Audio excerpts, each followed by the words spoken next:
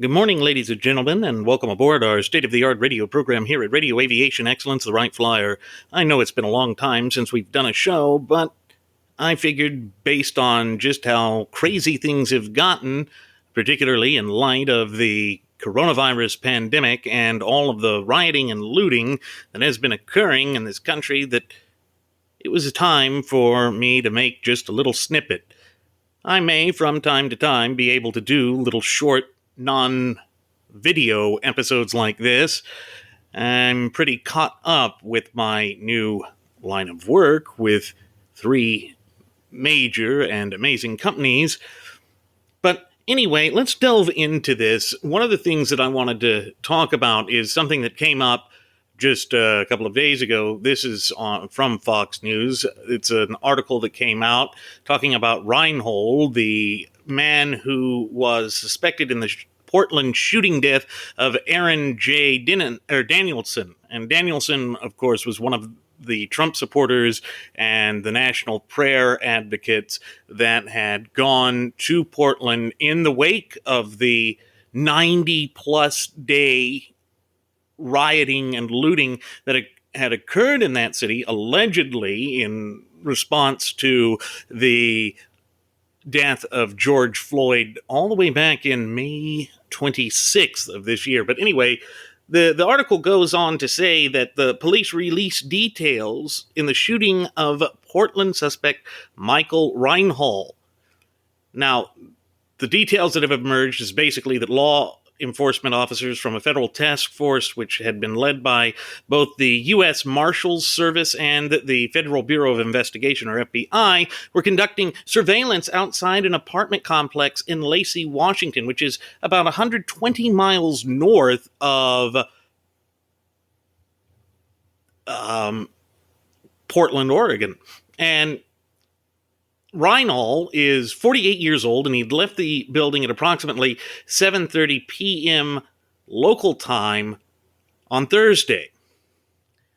A Washington-based law enforcement source, according to Fox, said 4 members had learned that Reinhold was inside an apartment located within said complex and were waiting for a SWAT team to arrive to arrest Reinhold, but he left the building before the SWAT team could arrive, and they decided to basically conduct a stop, an automobile stop, and that makes sense, a traffic stop.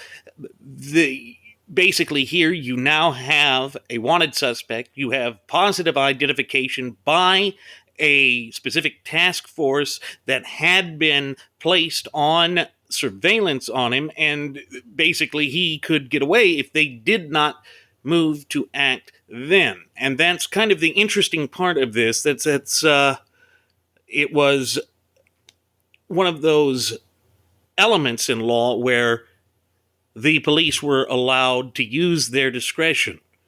And again, this would be judged by an objective standard. What would a reasonable officer under like circumstances have done in a similar situation? But they attempted to make the traffic stop. As they did so, Reinhold had moved a short distance before stopping and then exiting his vehicle. The Thurston County Sheriff's Department's Lieutenant Ray Brady said the suspect, identified by sources as Reinhold, said officers initially shot at the vehicle in an attempt to stop him. Again, he wasn't stopping. Federal agents had attempted to peacefully arrest him, but also that as he was fleeing on foot, he pulled out a gun.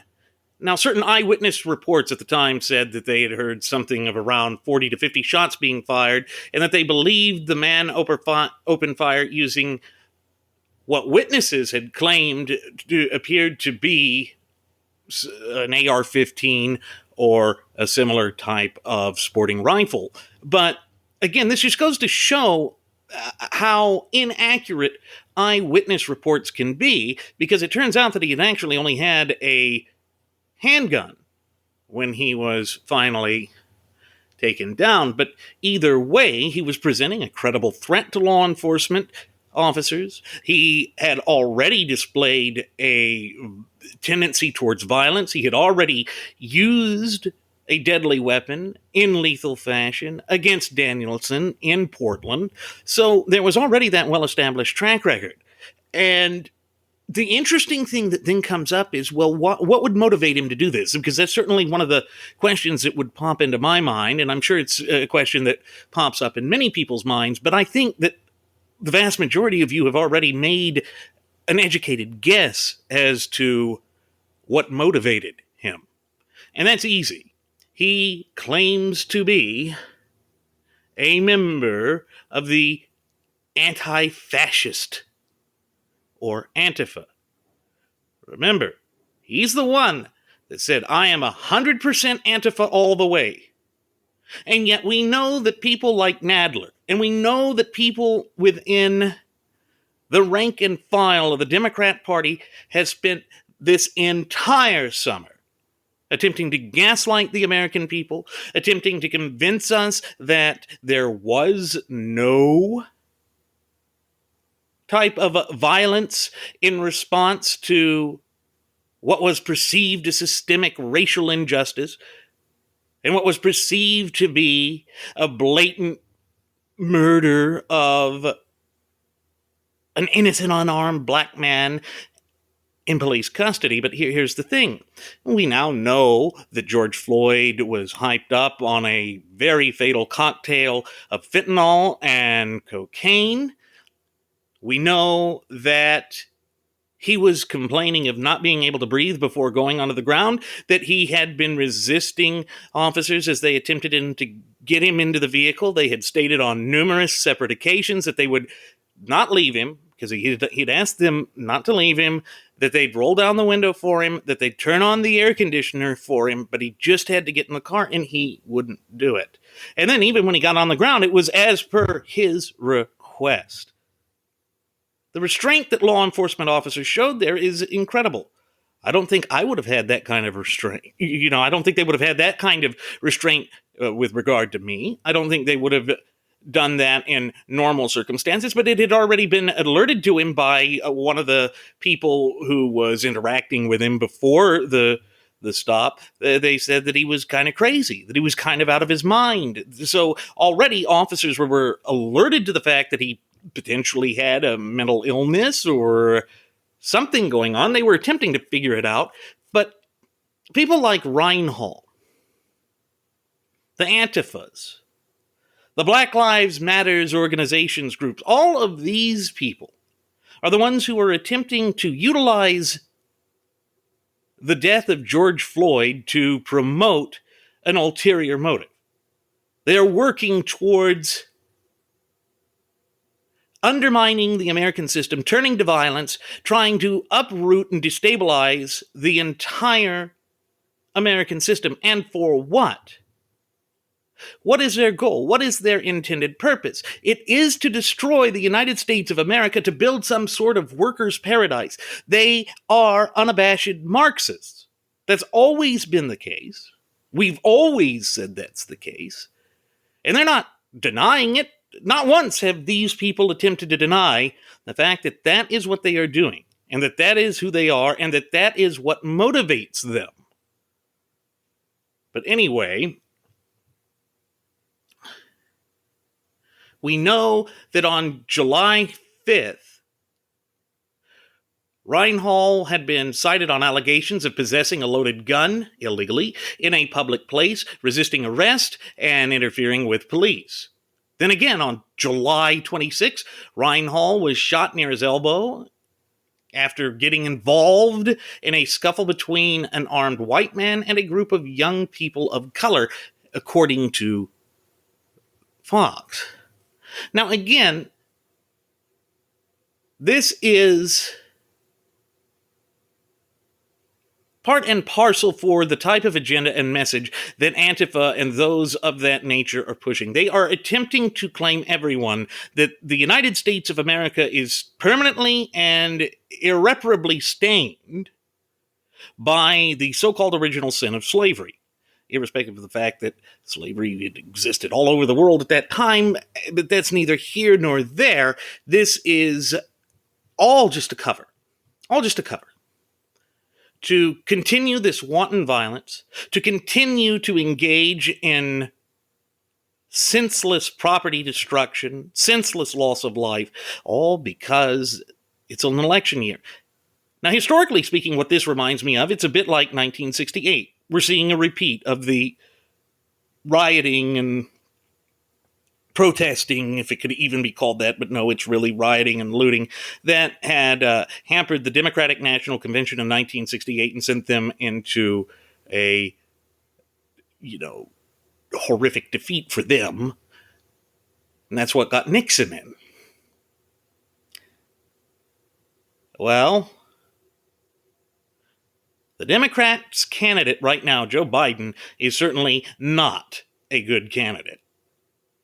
He's not going to motivate their base. He's not the one that has, shown any signs of being coherent or competent with the issues. He continues to do nothing short of talking points. And anytime you get him off teleprompter, all of a sudden his discussions are just broken down into incoherent rants, incomplete sentences. The dude literally looks confused and lost, as if he doesn't know where, who, or what he's doing. It's sad. It's a cognitive decline, the likes of which I have never seen in a candidate that was running. It could be comparable, I suppose, to the sort of cognitive decline that was exhibited by Ronald Reagan during the height of his second term. And as, of course, we all know, that is what killed him in 2004 was complications due to Alzheimer's. It runs a natural course. So in a sense, it's almost like elder abuse, what we're seeing from the Democrats, since they like to get into these sorts of class-based, protected classes types debates. Well, there you go. That's their issue. They are abusing the elders. They're using the death of George Floyd to create some sort of miniature socialist revolution in the heart of the land of the free and the home of the brave because they think they can control it, but now it's out of control and it is proving to be unpopular with the American people. Lo and behold, surprise, surprise, people don't like seeing their major metropolitan areas go up in flames and smoke. We don't like that, particularly when we've already suffered under the hardships of the draconian government shutdowns in response to the COVID-19 pandemic. All of these things play together to create a bigger issue. And that's what this is. This is that overarching issue. This is the bigger issue that we need to address. The question is, how do we address it in such a way that we don't give them credibility and we don't give them a chance to erase who we are, what our history is, and the type of government that we were always intended to have? And of course, here at Radio Aviation Excellence, the Wright Flyer, the way we've always done that is that we said you need to have a fluent and working knowledge and understanding of our shared Constitution, as that is the supreme law of the land, as per Article 6, Clause 2, the Supremacy Clause. Our Constitution has to be the guiding light. And we do need to get back to that. And we do need to keep stressing that because it is at the heart of this issue. Now, Reinhold went on to say on Vice, that news website, he said that he was defending himself and a friend when he shot and killed Danielson. He said that Danielson was attempting to basically harass a person of color. Of course, none of this has been proven. But he said, I had no choice. I mean, I had a choice. I could have sat there and watched them kill a friend of mine of color, but I wasn't going to do that. What is it with the left that everything has to be about color? Everything has to be about identity politics.